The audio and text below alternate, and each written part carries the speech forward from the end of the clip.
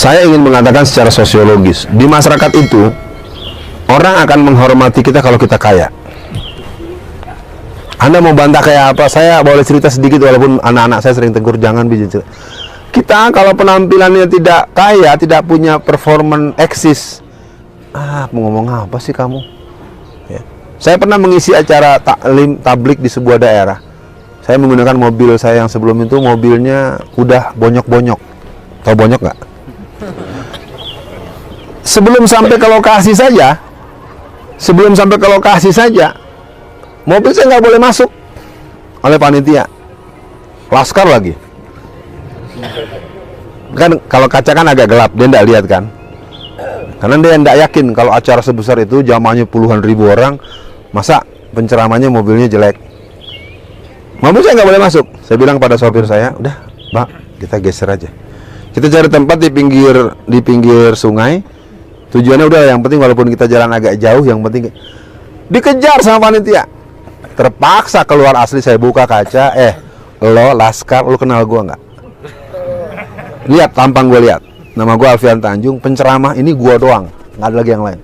Terpaksa begitu, baru pucet, oh ya maaf Ustaz, begitu. Apa artinya? Di masyarakat kita hari ini, suka ataupun tidak, yang dihormati oleh masyarakat luas tuh orang yang eksis, orang yang performannya oke, orang yang dilihat. Bukan berarti saya lemahin. Mana tadi yang ngomong nih? Mana orang ini? Bukan saya sedang melemah. Ini saya mau bicara poin dulu, poin pertama. Ya, bukan berarti kita nggak boleh. Saya akan kasih triknya juga untuk menghadapi mereka. Paling tidak, saya usul Anda langsung. Di lingkungan tempat Anda tinggal, ada nggak orang yang cukup berpunya tapi hubungan baik dengan Anda? Ada. Nggak usah mintain duitnya. Yang penting Anda minta duduk di rumah dia, ngobrol-ngobrol gitu ya. Udah rumah ente sempit, mau ngajak ngomong, ada tamu itu nggak jadi ngomong. Minimal taktiknya gitu dulu. Nah, bentuk lain adalah teman-teman, kalau boleh dibilang kita ini kan pendakwah pasif. Terutama saya nih, kritik buat saya. Saya sekarang punya jadwal safari dakwah kemana-mana. Bukan karena kemauan saya, tapi karena permintaan. Padahal kan kalau pendakwah sesungguhnya kan harus dia datang. Ya. Kalau ke kampung-kampung tuh yang dilakukan oleh Habib Rizik, itu yang dilakukan oleh beberapa ulama-ulama kita. Habib Rizik tuh kalau yang saya tahu itu kemana-mana tuh datang sendiri. Justru kalau jadwal-jadwal suka dia kurang-kurangi. Dia kemana kampung datang, kemana. Nah, kembali ke pertanyaan Anda tadi, udah Anda temu udah langsung, komunis udah di kampung-kampung. Apalagi dengan adanya inian desa, apa namanya? Undang-undang desa itu kan, uang dana desa itu kan adalah desa mengepung kota. Jadi kalau, nah sekarang kalau Anda punya pengalaman seperti itu, keadaan seperti itu, oh lagi semangat. Jawaban yang paling memungkinkan dari saya adalah, pertama, Anda harus mencari orang yang cukup berpengaruh untuk bisa diajak, karena enggak, memang susah. Di kampung-kampung itu habis berdakwah, tahu-tahu rombongan gereja datang. Seperti di penjara, dulu saya 7 tahun ngisi di LP Tangerang. Kita kumpulkan, kita bawa makanan sebungkus. Ntar datang Sony Tulung datang, bawa nasi double paket. Yang harga satu boxnya itu mungkin 50.000. Kita cuma 3.500. Jadi ketika makanan itu datang, diserbu yang itu. Omongannya yang didengar ya itu. Nah, memang terus terang, bukan saya bermaksud membuat pesimis, memang keadaannya. Dari saya mungkin yang paling prinsip, kita para penggerak dakwah itu jangan pernah infiru wasiqalan wajahidu fi sabilillah. Berangkatlah engkau dalam keadaan ringan maupun berat. Nah ini yang jadi persoalan hari ini. Kritik buat saya juga. Bahwa keadaan kita hanya kekurangan tenaga-tenaga yang siap berjihad di jalan Allah dalam posisi dia mapan. Kenapa Anda sibuk-sibuk? Ya Ustaz, daripada nganggur terus mendingan gue jihad dah. Siapa tahu mati sorga ketemu bidadari. Ini matinya pengen, bukan. Nah beda dengan para mujahidin yang datang ke Ambon.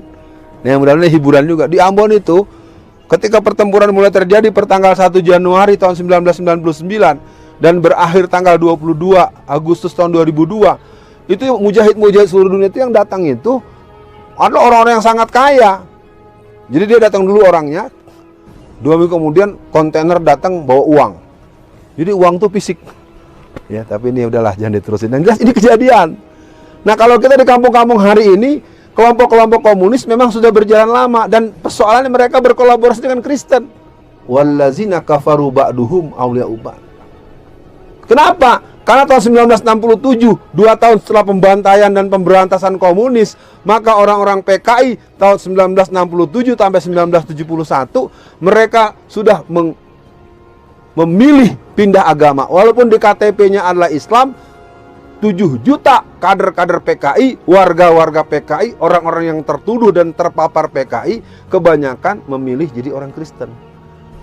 Apa akibatnya? Maka sekarang jangan heran, menghadapi kebangkitan PKI hari ini, orang Kristen gak ada yang ngomong. Karena sudah panen. 7 juta Muslim yang dulu adalah simpatisan PKI sudah masuk Kristen. Ya.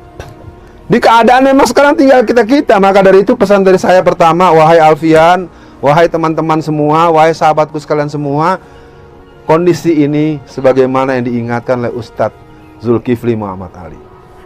Kondisi ini sudah dibuka kajinya oleh Ustadz Rahmat Baikuni, Ustadz Ihsan Tanjung. Secara historik diingatkan oleh Ustadz Budi Asari. Jadi keadaan kita memang keadaan yang sangat penuh dengan segala kemungkinan, dan saya hanya bermohon pada Allah, semoga saya bagian daripada orang yang akan bersama dalam situasi tergenting apapun, bukan menjadi barisan Dajjal. Ya, saya nih, Anda mau nggak? Nah, kalau mau, mulai nanti malam udah di rumah kan? Sholat malamnya mulai dirapiin. Saya nggak bisa ngajarin Anda, anak santri, Anda lebih pintar dari saya. Anda bisa, kalau saya apalah. Imam tadi sama, imam siapa tuh? Anak saya, alumni Ngeruki. Ya. Kan gue tahu diri, kalau gue sendiri ntar gara-gara ingin imamin bacaannya kagak bener, kagak cocok sama antum yang bacaannya bagus, nggak aji Ustadz Alfian. Oke, terakhir satu orang, setelah itu saya pamit. Merah. Wih, banyak dong. Keperpihakan TNI itu gimana tentang? Nah, ini Bapak ini ya? Yang mana tadi, yang merah yang mana? Merah itu. Jadi tadi sebentar ya, jadi ada 4 ya. Yang lain bisa ikut nih sampai selesai kan ya? Bisa ikut sampai selesai? Takbir! Baik, yang ini dulu Mas. Tadi diketik, saya nggak boleh jalan.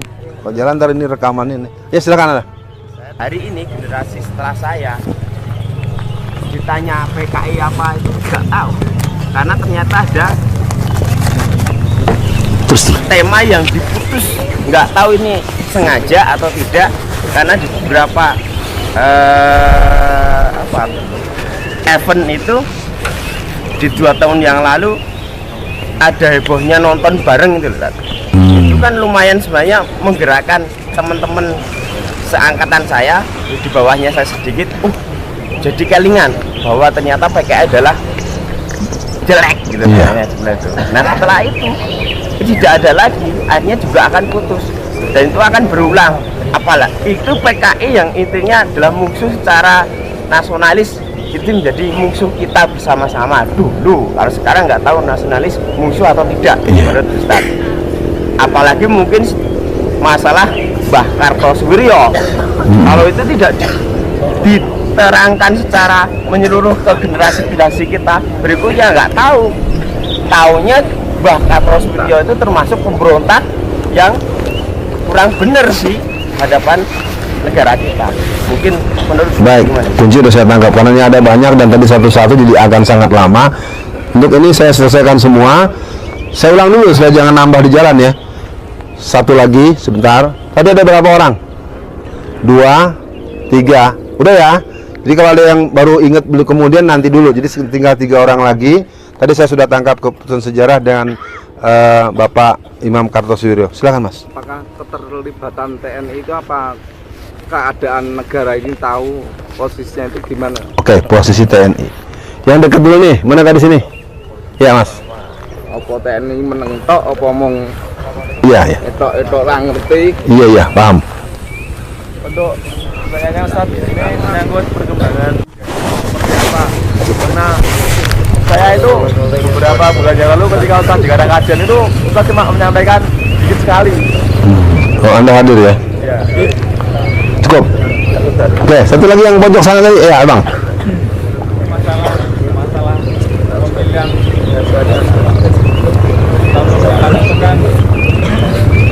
pengalaman kemarin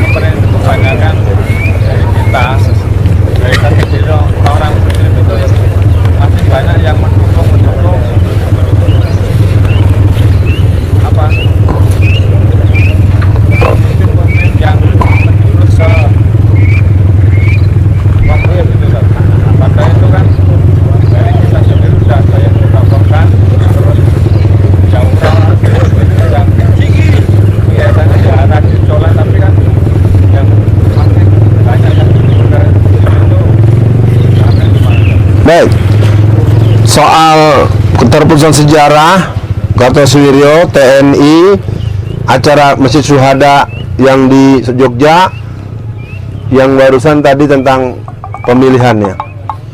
Sebelum saya teruskan, sebelum saya jawab, siap menyimak sampai selesai? Takbir. Yang pertama, pemutaran film PKI G13 PKI itu dihentikan pas awal reformasi. Tahun 1999, 98 itu udah enggak ada. Sederhana, Pak. Kalau sesuatu yang biasa ada, tahu-tahu tidak ada, kira-kira ada yang melarang enggak? Nah, udah itu catatan poin dulu pertama. Pemutaran film yang 2 tahun lalu itu karena masih ada Pak Gatot Nurmantio. Setelah itu tidak. Terakhir tahun kemarin, September kemarin diputar di salah satu stasiun TV. Tetapi gambar Palu Aritnya dibuat blur. Lambangnya dibikin enggak jelas kan? Nah, itu harus dipahami, dan ini memang udah main sistematik.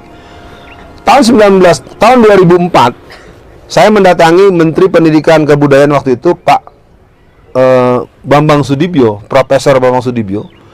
Karena di buku-buku sejarah anak-anak kita, buku sejarah anak SMP, SMA, dan buku-buku sejarah yang terbaru, tidak ada lagi G30S PKI, yang ada cuma G30S saja. Jadi anaknya istilahnya the blend of historic, penggelapan sejarah. Ya, dari situ ya, cukup ya. Artinya memang ada, dan kita harus, makanya saya harapkan teman-teman kita punya, apakah kita download, apakah kita simpan film yang asli. Karena kalau berharap ada resmi-resmian, ya tunggu Alfian Tanjung jadi wali kota Solo gitu. Jangan diaminin. Saya cuma pengen ngasih tahu seperti yang nanti saya jawab yang terakhir tadi. Kartosuwiryo adalah seorang pejuang. Dia adalah ketua Masyumi di Jawa Barat pada tahun 1946-47-an. Jadi secara historik tidak ada persoalan dengan yang jadi persoalan kan pemerintah sekarang membuat beliau seperti penjahat. Ya, jadi harus dipahami. Yang kedua, bahwa memang perjalanan beliau sebenarnya bukan konflik perjuangan secara murni, lebih banyak karena konflik pribadi dengan Soekarno. Makanya kalau kita lihat kawan-kawan yang sambungan-sambungan lain juga marah, seperti Daud Bereh. Tengku Daud Bereh itu dibohongi oleh Soekarno, kan matanya kemudian jadi buta kalau nggak salah, ditusuk dengan pisau atau ditembak gitu.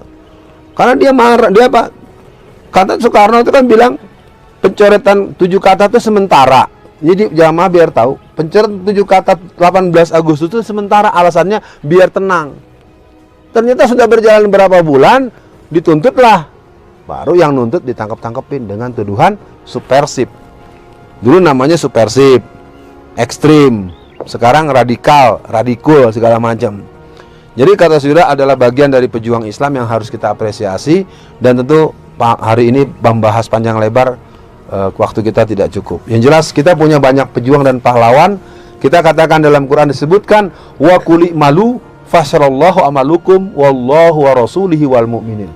Kita yang sudah berlalu dan berjalan, kita berdoa semoga beliau-beliau semua menjadi para syuhada dan Allah tempatkan di surganya.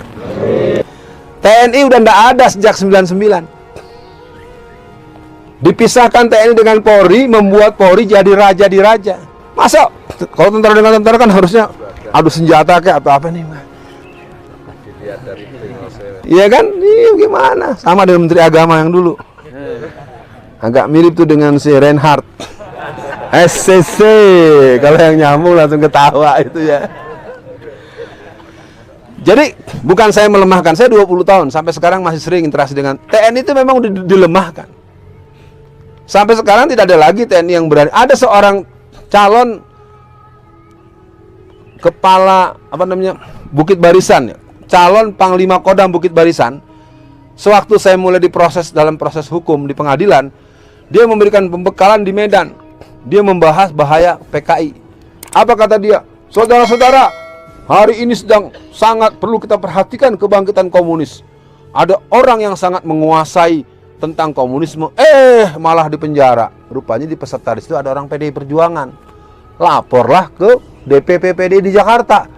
Itu bapak yang tadinya mau dicalonkan jadi Pangdam, dicoret, nggak jadi. Jadi kalau tentara yang anti komunis akan dihapus. Jadi sekarang tentara yang eksis ya kira-kira tentara merah. Kan jelas kan kalau mau dibahas.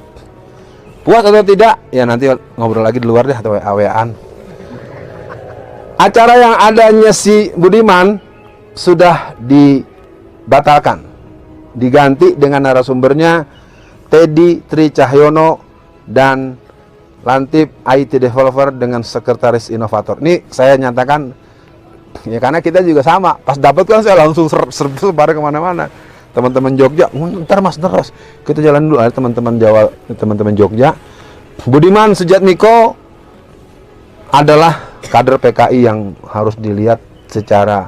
Tetapi yang berbahaya bukan dia. Yang berbahaya namanya Karmel Budiarjo. Usianya sekarang 98 tahun. Dia punya suami namanya Budiarjo, orang Jawa Tengah. Sekarang tinggal di Prancis. Dia punya murid 2 orang, doktor umurnya 38-40 tahun, suami istri doktor. Dia sedang membangun kekuatan komunis Indonesia.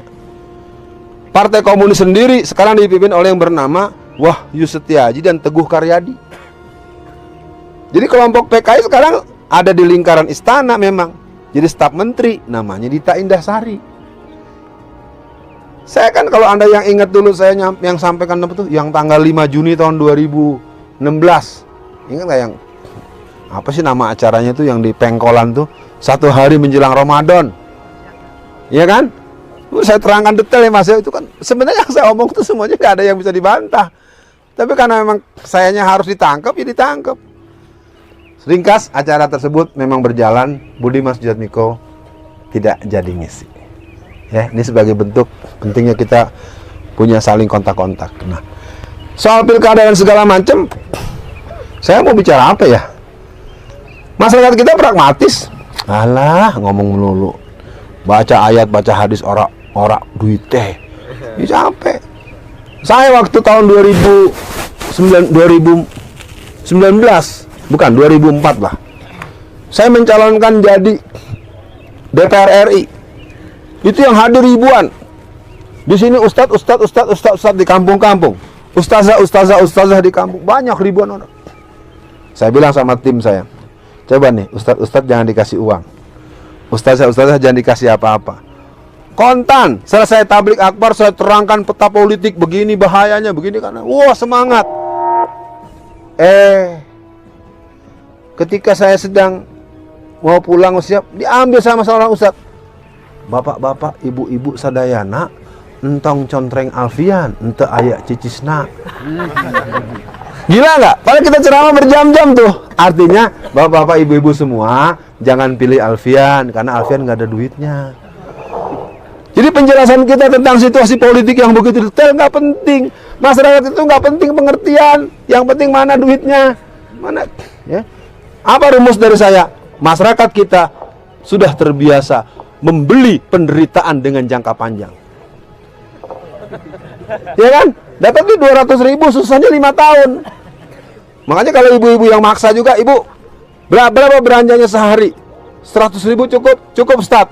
100.000 kali 30 3 juta. 3 juta kali 1 tahun berapa tuh? 6 juta, 7 juta 200. Ya. Ya kayak gitu. Jadi kalau mau minta sumbangan dari calon duit, hitung aja gak uang belanja istri Anda berapa sehari. Kali 5 tahun. 5 tahun anggaplah 300 hari, 1.500.